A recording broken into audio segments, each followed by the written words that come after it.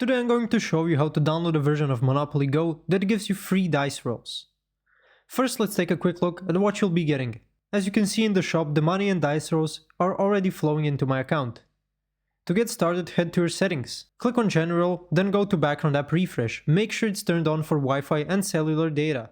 Next, find Battery and turn off Low Power Mode. Now go to your App Store settings and enable automatic downloads. This will help ensure everything installs smoothly. Once your settings are adjusted, open any browser and type in yoplugin.com. This will take you to the site where you can download Monopoly Go. Scroll down to find the app or use the search bar. Click on Monopoly Go. Click on Monopoly Go, then click on Start Installation. The app will begin downloading, and if you follow these settings instructions, everything should work perfectly.